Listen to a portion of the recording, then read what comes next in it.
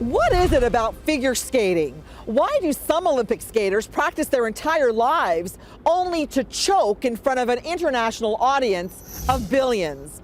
Well, one expert thinks he may have the solution. Let's say it's some golden advice they simply can't ignore. Here's our Christina Stevens.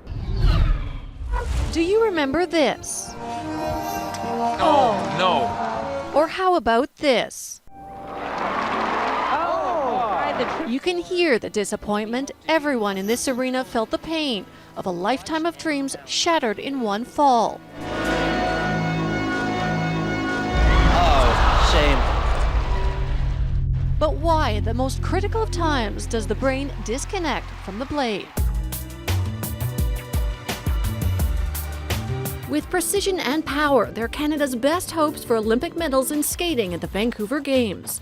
19-year-old Patrick Chan, World Championships silver medalist. I'm starting to get the goosebumps, but all in all, it has to come, and I'm prepared and I'm ready to go. And Joanie Rochette, 6-time Canadian champion and 5th at the Torino Olympics. I just want to have good performances and be able to enjoy the games. They represent a new breed of Olympians, as well-schooled in mental preparation as physical.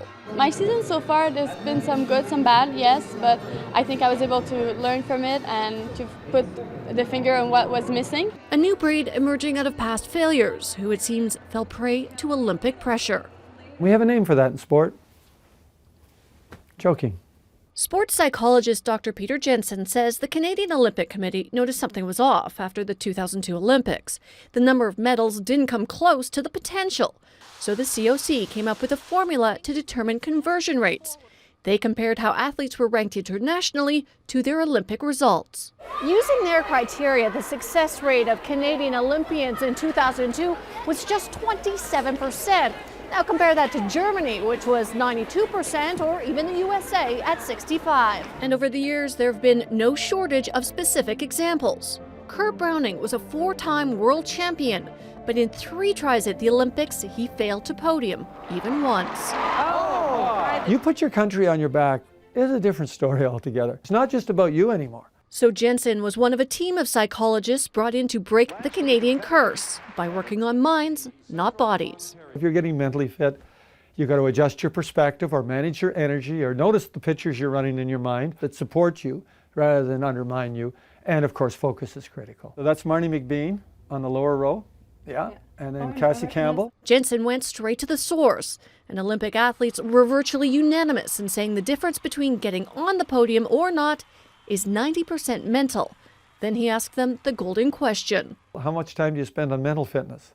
And it got very quiet all of a sudden because that's the area they really have to work on. No one knows that better than Jeffrey Buttle, the last Canadian to medal in figure skating, despite getting off to a rocky start in Torino. I got there and I forgot that it's an intense competition and there's so much stress and so much pressure. So I arrived with all these kind of false hopes.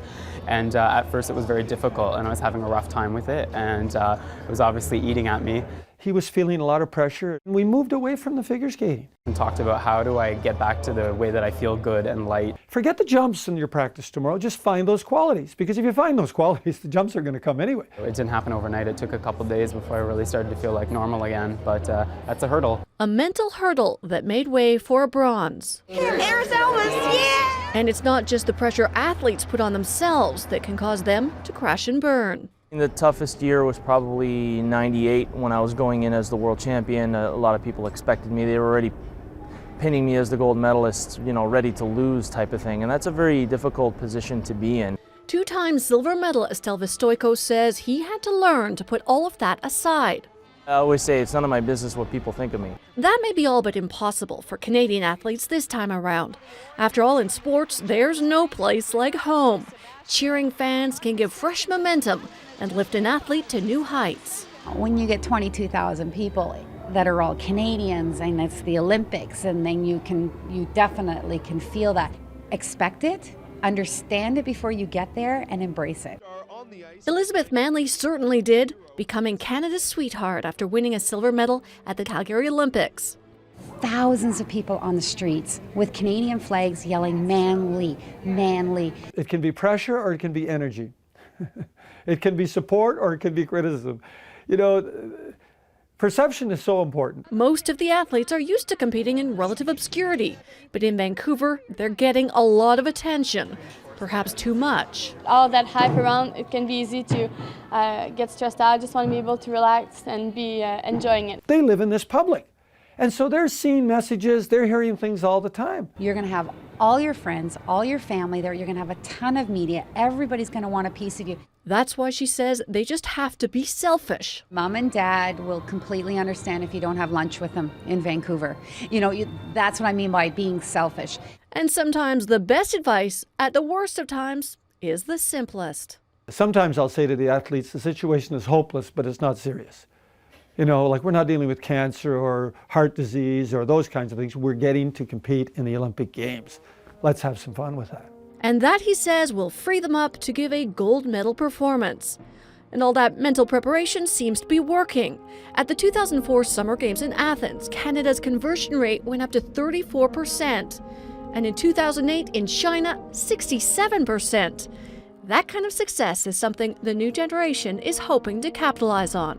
What will it mean to you to win a medal in Canada?